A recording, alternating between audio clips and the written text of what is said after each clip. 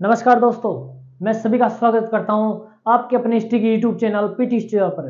देखिए, अपन जो पढ़ रहे थे वो था स्टोन एज में अपन पढ़ रहे थे उच्च पुरापाषाण काल। उच्च पुरापाषाण काल के अपन ने कुछ विशेषताएं, कुछ फीचर्स देखे और आगे देखते हैं उसमें और क्या विशेषताएं, फीचर्स हैं। अपन ने जो अब तक उच्च पुरापाषाण काल में पढ़ा वो था कि उच्च पुरापाषाण काल के मनुष्य ने क्या किया, दबाव तकनीक का इस्तेमाल किया पत्थर के औजार बनाने में। और इस समय के प्रमुख औजार ब्लेड और ब्यूरिन, ये प्रमुख औजार थे। इस कारण इस संस्कृति को ब्लेड ब्यूरिन संस्कृति या फलक तक्षणी संस्कृति भी कहा जाता है। इसका एक अन्य नाम चाकू संस्कृति भी कहा जाता है। इस समय के जो औजार थे वो मुख्यतः चैड, जेस्पर और फ्लिंट जैसे पत्थरों से बनाए जा रहे थे। और इस समय के मनुष्य ने सबसे महत्वपूर्ण चीज ये थी कि जो औजार बनाए वो मुख्यतः बहुप्रयोजनीय औजार थे, जिनके द्वारा एक ही औजार का इस्तेमाल कई प्रकार से किया जा सकता था। काटने में, छीलने में, खोदने में, विभिन्न प्रकार से किया जा सकता था। आगे देखते हैं इसके अंदर और क्या विशेषताएं थी। तो देखो, आगे कुछ विशेषताएं ऐसे हैं कि इस समय, इस काल में, यानी अपन पढ़ रहे थे उच्च पुरापाषाण काल,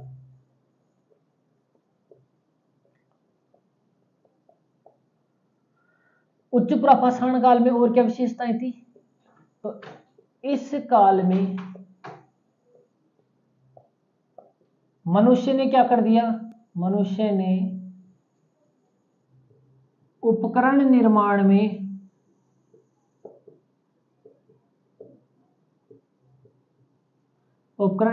में हड्डियों का प्रयोग,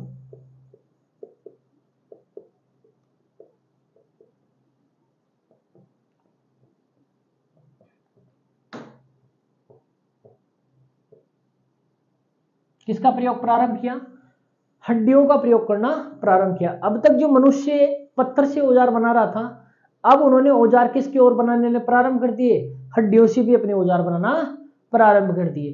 तो इस काल की एक नई विशेषता क्या रही है कि हड्डी निर्मित उपकरण प्राप्त होना। लेकिन देखो, इन उपकरणों की मात्रा इतनी नहीं थी कि उन्होंने बड़े पैमाने पर हड्डियों के उपकरण बनाए। उनका मुख्य उपकरण तो क्या था, पत्थर के बने हुए, स्टोन से बने हुए ही उपकरण हुआ करते थे। इन्होंने वैकल्पिक तौर पर साथ साथ में किसके भी उपकरण बनाने प्रारंभ कर दिए, हड्डियों के उपकरण बनाने प्रारंभ कर दिए। तो मैं कह सकता हूं हड्डियों से निर्मित उपकरण, ठीक है, यानी हड्डियों से निर्मित उपकरण बनाना प्रारंभ कर दिए। और इस काल की नई विशेषता क्या थी, नया चकमक उद्योग,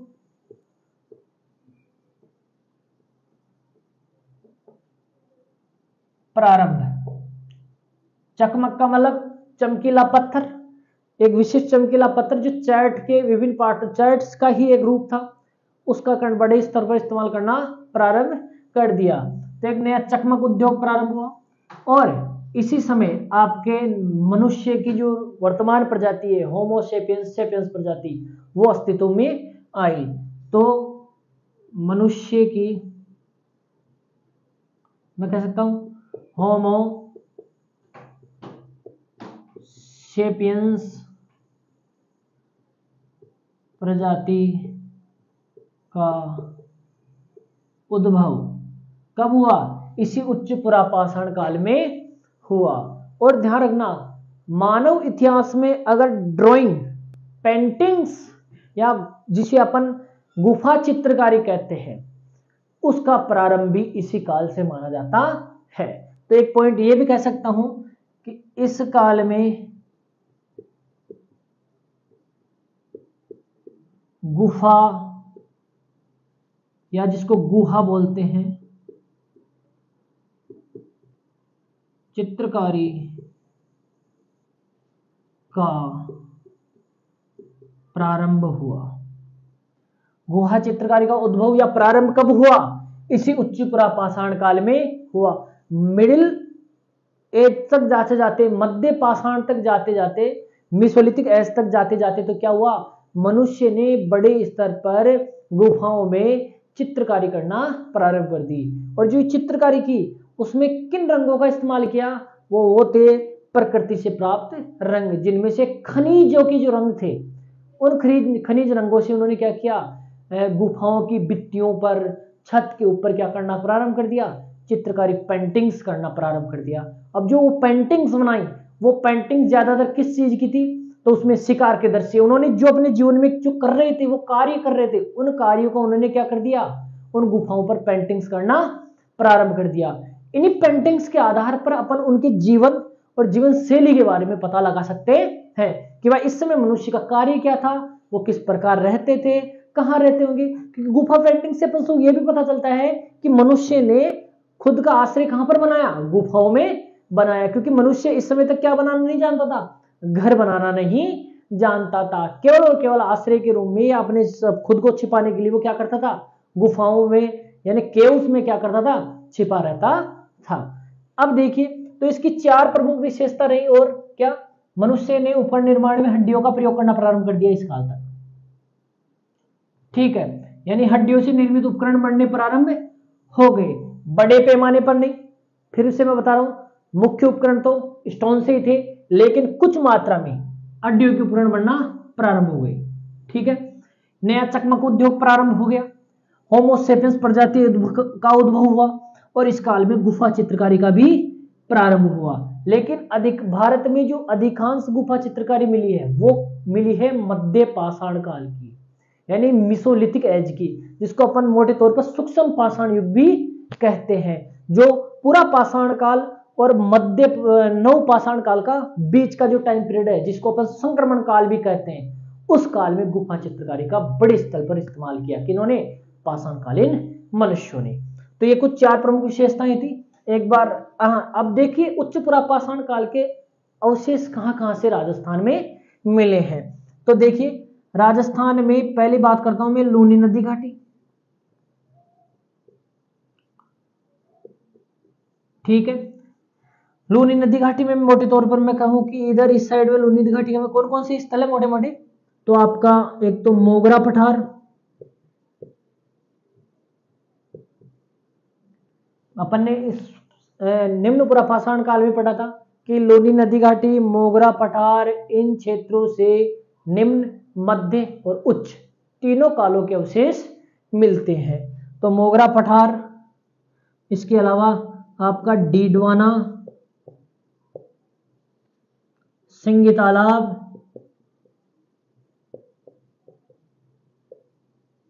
बूढ़ा पुष्कर, इन क्षेत्रों से क्या मिले हैं, आपके उच्च पारापाषाणकालीन औजार मिले। इसके अलावा आपके कौन कौन से, चंबल नदी घाटी में,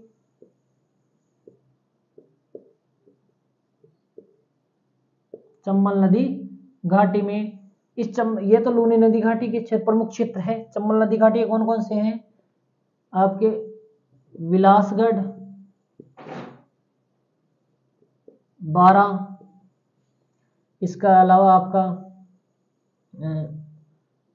आलनिया और आलनिया, कोटा, तिपटिया, कोटा, एक आपका आलनिया के पास में ही महाकाय, सांड, ये भी कोटा, रावतभाटा,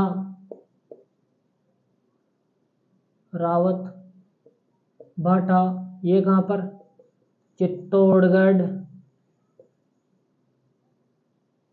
इसके अलावा ये तो थे चंबल नदी घाटी, ये लूनी नदी घाटी के क्षेत्र, और इसके अलावा बैराट और हरसोरा, अलवर। बैराट कहां, जयपुर। अब ध्यान रखना, ये जो चंबल नदी के घाटी के जो क्षेत्र है, मैंने यहां पर एक पॉइंट लिखा है, गुफा चित्रकारी का प्रारंभ हुआ। गुफा चित्रकारी प्रारंभ हो चुकी थी इस समय तक। तो ध्यान रखना, इन सभी क्षेत्रों से बिलासगढ़, बारा, आलनिया, कोटा, महाकाय, सांड, कोटा, रावतवाड़ा, चित्तौड़गढ़, बैराट, जयपुर और हरसोटा, अलवर, इन सभी क्षेत्रों से अपन को गुफा चित्रकारी के भी प्रमाण मिलते हैं। यहाँ पर प्रौढ़ ऐतिहासिक मानव द्वारा बनाई गई शैल चित्रकारी के सीधे सीधे प्रमाण बहुत बड़े पैमाने पर मिले हैं। तो चंबल नदी घाटी तो बहुत ही प्रसिद्ध है अपने शैल चित्रों के लिए, ध्यान रखना। तो ये क्षेत्र अपन कहां पर पढ़ेंगे, अपन जब गुफा चित्रकारी के बारे में पढ़ेंगे, राजस्थान में कहां कहां से गुफा पेंटिंग्स मिली हैं, तो ये क्षेत्र है पूरे के पूरे, क्योंकि इस समय तक क्या हो गया, गुफा चित्रकारी का प्रारंभ हो गया। तो ये आपके उच्च पुरापाषाण कालीन एज, स्क्रीनशॉट ले सकते हो। यस, आगे देखिए, ये था आपका उच्च पुरापाषाण काल, यानी इसका मतलब अपन ने अभी तक पुरापाषाण काल के तीनों हिस्सों को पढ़ लिया है। पुरापाषाण काल के जो 3 भाग थे उन तीनों भागों को पढ़ लिया है। 3 भाग कौन कौन से, एक बार अपन देख लेते हैं कि अपन ने पुरापाषाण काल,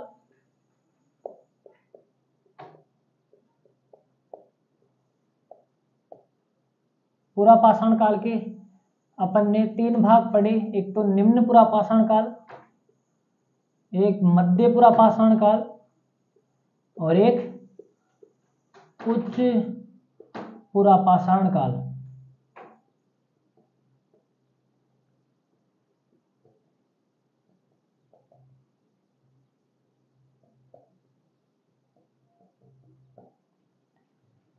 अब अपन ने इनमें जो जो स्थल पढ़े थे वो आपको कंफ्यूज करने के लिए क्या पूछेगा कि कहां से पुरापाषाण कालीन औजार मिले हैं। तो ध्यान रखना, जिनमें जो अपन ने तीनों में जो स्थल पढ़े हैं उन सभी स्थलों से पुरापाषाण कालीन औजार मिले हैं। क्यों? क्योंकि उनमें तीनों पार्टों के औजार मिले हैं, किसी ना किसी एक पार्ट के औजार तो मिले हैं। तो इसलिए में वो आपको पुरापाषाण काल के बारे में पूछे, भाई पुरापाषाण काल के औजार कहाँ कहाँ से मिले हैं, तो इन तीनों पार्टों की जो पूरे स्थल हैं उन सभी स्थलों से पुरापाषाण कालीन औजार मिले हैं। अगर वो स्पेशली आपसे पूछे निम्न पुरापाषाण काल के औजार कहाँ कहाँ से मिले हैं, तो आपको फिर निम्न पुरापाषाण काल में जो मैंने लिखा है वो, मध्य पुरापाषाण काल में जो मैंने लिखा है वो, ठीक है। इसी प्रकार उच्च पुरापाषाण काल में। अब ध्यान रखना, एक चीज और लिखना आप कि भाई राजस्थान में लूणी नदी, लिख लेना, राजस्थान में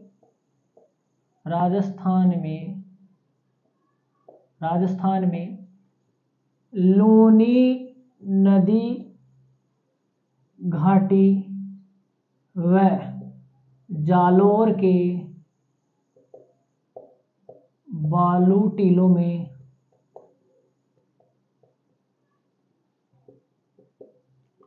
पुरापाषाण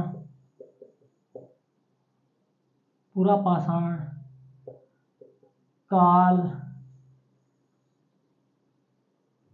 के अवशेष खोजने का श्रेय श्रीमती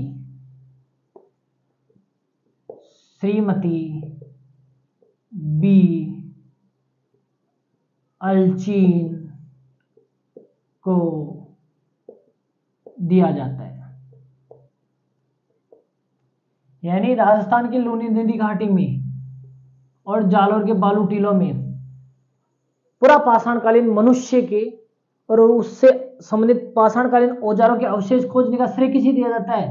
बी ऑल्चिन को दिया जाता है, श्रीमती बी ऑल्चिन को दिया जाता है। ये चीज भी आप ध्यान रखना। इस प्रकार ये आपका जो पुरापाषाण काल है वो आपका कंप्लीट होता है। और अपन ये पढ़ते हैं कि पुरापाषाण काल के बाद में कौन सा काल आता है? मध्य पाषाण काल आता है। कौन सा काल आता है?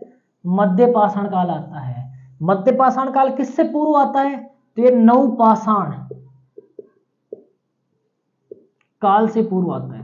क्योंकि अपन ने ये पढ़ा है कि राजस्थान में तो नवपाषाण काल के अवशेष ही नहीं मिले हैं, यानी इस नवपाषाण कालीन स्तर को मान्यता नहीं दी गई है। राजस्थान के इतिहास में नवपाषाण कालीन संस्कृति को मान्यता नहीं दी गई है। क्यों? क्योंकि अभी तक इसके स्पष्ट प्रमाण राजस्थान से अपन को कहीं से भी नहीं मिलते हैं। इस कारण अपना अगला पॉइंट क्या होगा? मध्य पाषाण काल यानी मिसोलिथिक एज। एक बार आप स्क्रीनशॉट लो ताकि अपन आगे चले। यस, अब देखिए अपना अगला पॉइंट होगा मध्य पाषाण काल। अगला पॉइंट अपना मध्य पाषाण काल यानी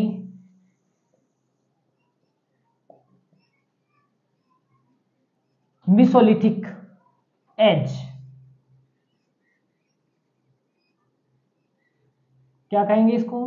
मिसोलिथिक एज, मध्य पाषाण काल।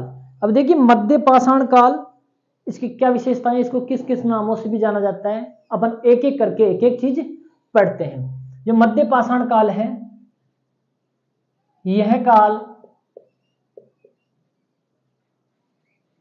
नहीं, इस काल को लेट स्टोन एज,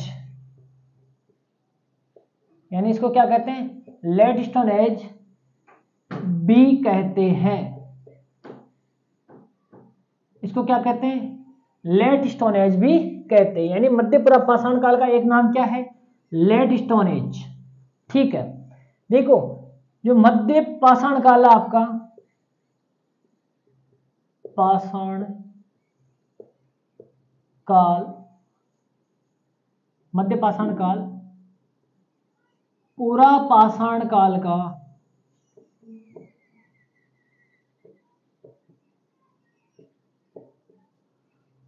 अनुवर्ती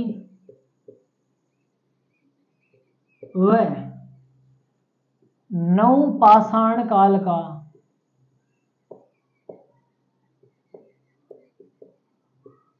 पूर्ववर्ती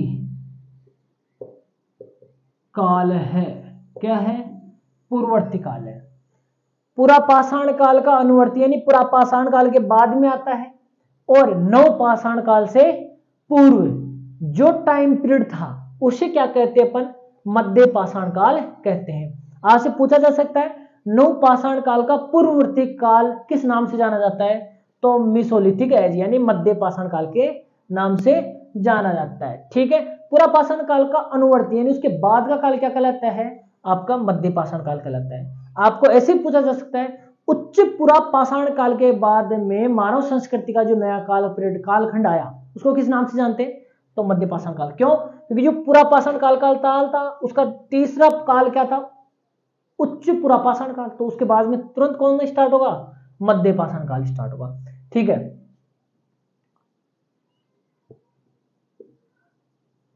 इस काल के मनुष्य ने सूक्ष्म यानी लघु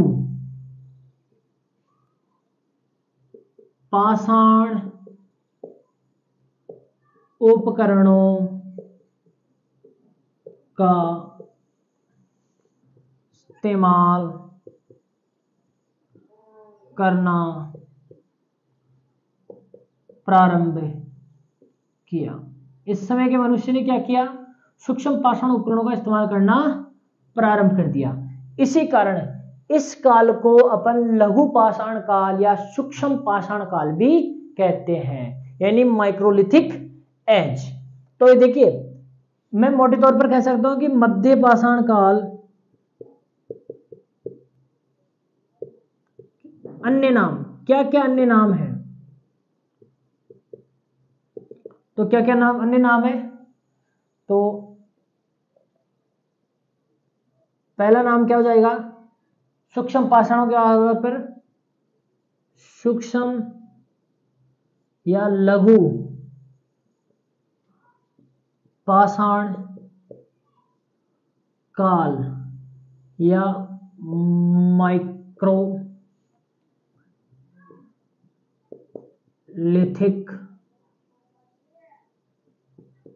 एज। क्या कहेंगे अपन इसको, सूक्ष्म या लघु पाषाण काल या माइक्रोलिथिक एज कहेंगे। इसका दूसरा नाम आद्य नव पाषाण काल। आद्य नव पाषाण काल क्यों कहा, क्योंकि नव पाषाण काल के पूर्व आता है, इसलिए इसको क्या नाम दिया गया, आद्य नव पाषाण काल। इसको क्या कहते हैं, संक्रमण या संक्रांति काल। क्या कहते हैं, संक्रमण काल या संक्रांति काल। किन दो टाइम पीरियडों के बीच का संक्रमण काल है, तो ये पूरा पाषाण काल और नव पाषाण काल के मध्य का संक्रमण काल है। कौन सा काल आपका, मध्य पाषाण काल, इसलिए इसको संक्रमण या संक्रांति काल भी कहा जाता है। एक कहा जाता है इसको अनुपुरा पाषाण काल। एक क्या कहेंगे अपन, अनुपुरा पाषाण काल। अनुपुरा पाषाण काल का मतलब पुरा पाषाण काल के बाद का समय, पुरा पाषाण काल के बाद का समय तो क्या कहलाया, अनुपुरा पाषाण काल ही। और नवपाषाण काल से पहले था, इसलिए ये आद्य नवपाषाण काल भी कहलाता है। ये चार मोटे नाम आपको कंफ्यूज करने के लिए कोई सा भी नाम देकर पूछेगा, इससे संबंधित औजार कैसे थे, तो सूक्ष्म औजार थे। क्वेश्चन पूछने का तरीका क्या होगा उसका, आद्य नवपाषाण कालीन काल के औजार कैसे थे, तो ऑप्शन देगा आपको ब्लेड ब्यूरिंग, बद्दे औजार, सूक्ष्म औजार या चॉपर चॉपिंग औजार। तो इतना सा ध्यान रखना कि इस टाइम पीरियड के औजार कैसे थे, सूक्ष्म थे, छोटे थे, लघु थे। क्या थे, लघु, इसको छोटे या सूक्ष्म, ठीक है, कुछ भी पूछ सकता है, लघु, सूक्ष्म या छोटे औजार थे। यानी इन औजारों का आकार क्या था, लगभग 1 सेमी से लेकर 5 सेमी तक के ही औजारों का आकार हुआ करता था। और इन औजारों का इस्तेमाल मनुष्य किस में करता था, जैसे भालाग्र, तिराग्र, यानी भाले के आगे की नोक, तीर का आगे का हिस्सा, इस प्रकार के छोटे चाकू, छोटे ब्लेड जो कि समांतर फलकों से बने हुए थे, छोटे छोटे, ज्यादा बड़े नहीं, छोटे छोटे, 1 से लेकर 5 सेमी तक के आकार के उपकरण दिखाई देते हैं। इसी कारण इस टाइम पीरियड का सबसे महत्वपूर्ण या सबसे उपयुक्त नाम क्या माना जाता है, सूक्ष्म पाषाण काल या माइक्रोलिथिक एज कहा जाता है। एक बार आप स्क्रीनशॉट लो, आगे चले। अब देखिए इसमें और इसकी क्या विशेषताएं हैं, इनके नाम क्यों पड़े, ये भी पता चल गया अपन को, ठीक है। अब ध्यान रखना, ये आद्य नवपाषाण काल और अनुपुरा पाषाण काल क्यों कहलाता है वो भी देख लेते हैं। ये भी देख लिया अपन ने कि क्यों कहलाता है। ध्यान रखना, एक चीज नोट कर लेना, राजस्थान में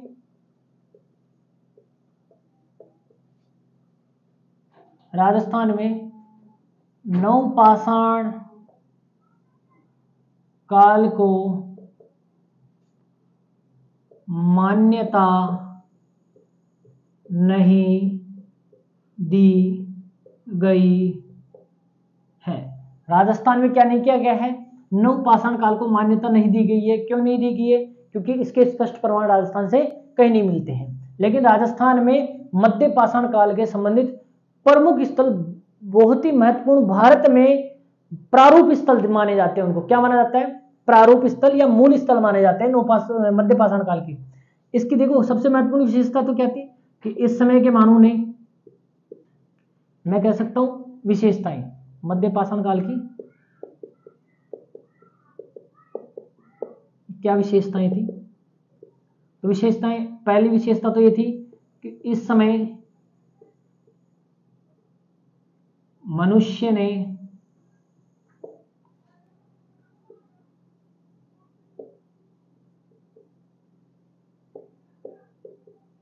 सूक्ष्म या लघु पाषाण उपकरण बनाना प्रारंभ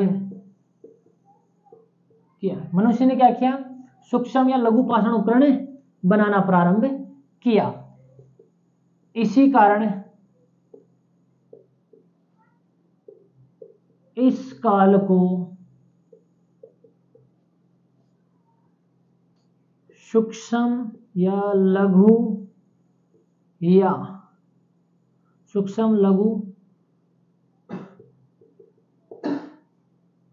काल या माइक्रोलिथिक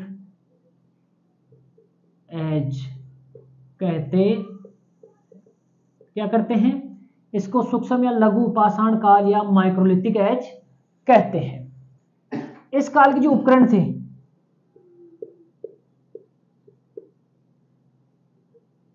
उपकरणों का आकार कैसा था, इन उपकरणों का आकार 1 से 5 सेमी का आकार था। कितनी सेमी का आकार था, 1 से 5 सेमी आकार के उपकरण हुआ करते थे। और ये देखो, ये उपकरण समांतर फलकों पर बनाए गए थे। किस पर बनाए गए थे? समांतर फलकों पर बनाए गए थे। निर्माण सामग्री में क्या इस्तेमाल किया गया? में प्रयुक्त पत्थर क्या थे निर्माण में? आपका क्वार्टरजाइट, चार्ट, जेस्पर, चेल्सडेनी, चार्ट, जेस्पर, चेल्सडेनी और अगेट, इनका इस्तेमाल किया जाने लगा। किस किस पत्थर का? क्वार्टरजाइट जो पहले से चल रहा था, चार्ट पहले चल रहा था, जेस्पर, चेल्सडेनी और अगेट, इन पत्थरों का इस्तेमाल क्या किया? सूक्ष्म पाषाण औजार बनाने में इन पत्थरों का इस्तेमाल किया जाने लगा। और ये इन पत्थरों से क्या किया गया? समांतर फलकों पर इन औजारों को बनाया गया और इन औजारों का आकार क्या था? 1 से 5 सेमी था। तो इतने छोटे औजार होने के कारण इनको क्या नाम दिया गया? सूक्ष्म लघु पाषाण काल या सूक्ष्म लघु या माइक्रोलिथिक एज कहा गया। इनको क्या कहा गया? सूक्ष्म पाषाण औजार। अब देखिए ये जो औजार थे ये ज्यादातर क्या थे? या तो तीर का अगला हुआ हिस्सा, तीर का क्या अगला हिस्सा, या भाले का अगला हिस्सा, भाले का अगला हिस्सा, इस प्रकार के औजार बनाए गए। छोटे चाकू, ब्लेड वगैरह वगैरह भी इस काल में बनाए गए। यानी इस काल तक मनुष्य ने क्या किया? तीर कमाण यानी प्रक्षेपास्त्र इस्तेमाल करना प्रारंभ कर दिया। इस काल की मुख्य विशेषता क्या थी? प्रक्षेपास्त्र का इस्तेमाल, यानी फेंक कर जिन औजारों का इस्तेमाल किया जाता था, यानी लकड़ी के आगे के हिस्से पर क्या लगाया इन्होंने? पत्थर का एक छोटा टुकड़ा लगाकर उसको तीखा करके क्या किया? पशु को मारने के लिए उस भाले का या तीर का इस्तेमाल करना प्रारंभ कर दिया। तो इस काल में प्रक्षेपास्त्र इस्तेमाल किए जाने लगे जिनमें भाले और क्या थे? तीर कमाण थे। तो तीर कमाण का आविष्कार किस काल में हुआ? मध्य पाषाण काल में हुआ। ठीक है, इसी काल में मनुष्य ने क्या किया? डोंगी का आविष्कार करना प्रारंभ किया। और इसी काल में मनुष्य ने पहली बार आवास बनाए, क्या बनाए? घर बनाए। और पशुपालन का कार्य भी इसी काल में प्रारंभ हुआ माना जाता है। ये मानते हैं कि इसके अंतिम भाग में, किसमें? मध्य पाषाण काल में मेसोलिथिक के अंतिम भाग में क्या हुआ? मनुष्य ने अंतिम भाग तक पशुपालन करना प्रारंभ कर दिया। जो मनुष्य अभी तक शिकार कर रहा था और शिकार में कंदमूल फल ये निकाल रहा था, इसी काल में आगे चलकर उसने क्या किया? स्थायी आवास बनाकर क्या करना प्रारंभ कर दिया? पशुपालन करना प्रारंभ कर दिया। और नवपाषाण काल तक जाते जाते मनुष्य ने पशुपालन के साथ साथ कृषि कार्य और स्थायी बस्तियां बसाना प्रारंभ कर दी। तो इस काल तक मनुष्य ने क्या किया? एक तो प्रक्षेपास्त्र का निर्माण, किसका निर्माण किया? प्रक्षेपास्त्र का निर्माण किया जिसमें तीर,